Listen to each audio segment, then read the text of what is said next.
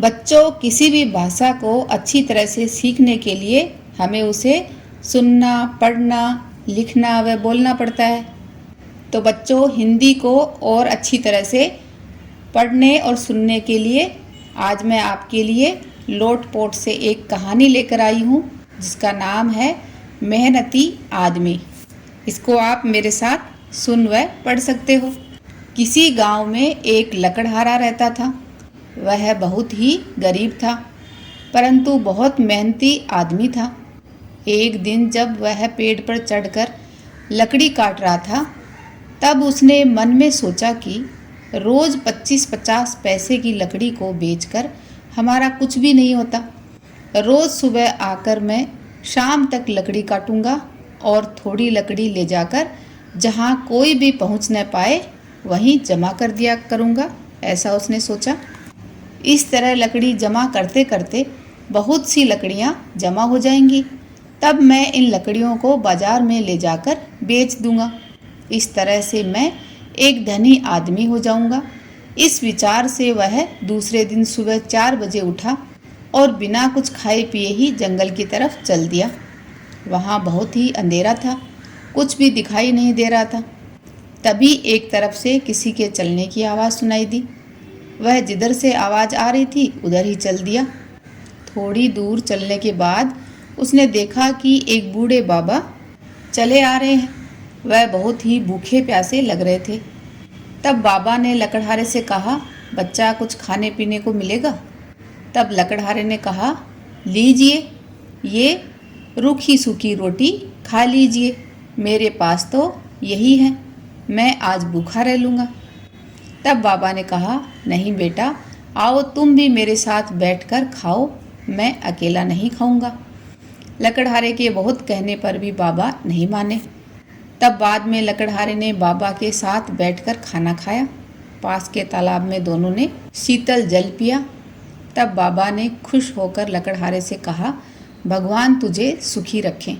लकड़हारे ने कहा कि मैं बहुत गरीब लकड़हारा हूँ। तब बाबा ने कहा कि नहीं, तुम बड़े भाग्यशाली हो। यहाँ से पूर्व की दिशा में जाओ, वहाँ तुम्हें एक पेड़ मिलेगा जिस पर एक काला तोता बैठा होगा। वह दिन भर तोता बना रहता है और रात में एक भयानक राक्षस बन जाता है। वहाँ रात को कोई भी आदमी जाता है तो उसे वह मारकर खा जाता है, इसलिए कभी भी कोई आदमी उधर नहीं जाता है। उसी पेड़ के नीचे एक तय खाना है जहाँ तुम्हारा भाग्य रखा है।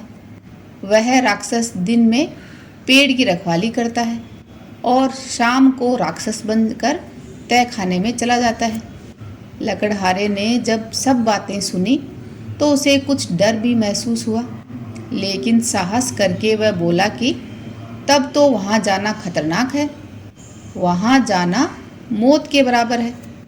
ये बात सुनकर बाबा ने कहा कि मेरे पास ऐसा उपाय है कि राक्षस मर भी सकता है।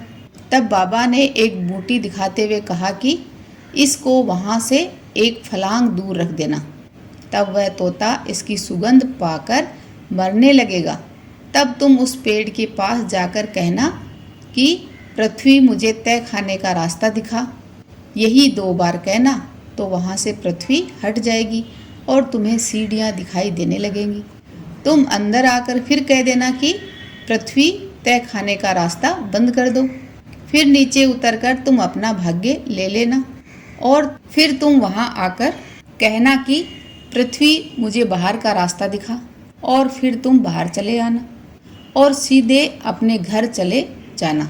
लेकिन एक बात ध्यान में रखना कि रात होने से पहले ही तुम ये काम करके घर लौट आना।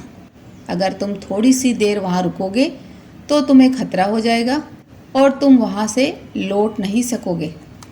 लकड़हारे ने सब बातें अच्छी तरह समझकर बाबा के पैर छुए और बाबा ने उसे आशीर्वाद दिया और बाबा वहाँ से चले गए। वह वहाँ से पूर्व की ओर चल दिया। कुछ दूर एक पेड़ है जिस पर एक काला तोता बैठा है। वह समझ गया कि वह वही तोता है। फिर उसने वही बूटी वहाँ पर ये देखो रख दी। थोड़ी देर बाद वह तोता यानी उस भयानक राक्षस की मृत्यु हो गई। लकड़हारा धीरे धीरे उस पेड़ के पास पहुंचा और बाबा की बताई हुई बातों को कहा और नीचे उतरकर अपना भाग्य ले लिया और सीधे अपने घर आ गया। घर आकर जब उसने देखा कि मेरे पास इतना पैसा हो गया है तो मैं झोपड़ी में क्यों रहूं, उसने सब पैसा बांधा और शहर चला गया। वहां जाकर उसने एक मकान खरीदा और एक खूबसूरत लड़की से शादी कर ली और दोनों आराम से दिन बिताने लगे। उसके बाद उसके एक लड़का पैदा हुआ। वह भी अपने पिता के समान ही मेहनती और परिश्रम वाला बालक बना। तो बच्चों, कहानी अच्छी लगी तो लाइक व अपने दोस्तों के साथ ज़रूर शेयर करना। धन्यवाद।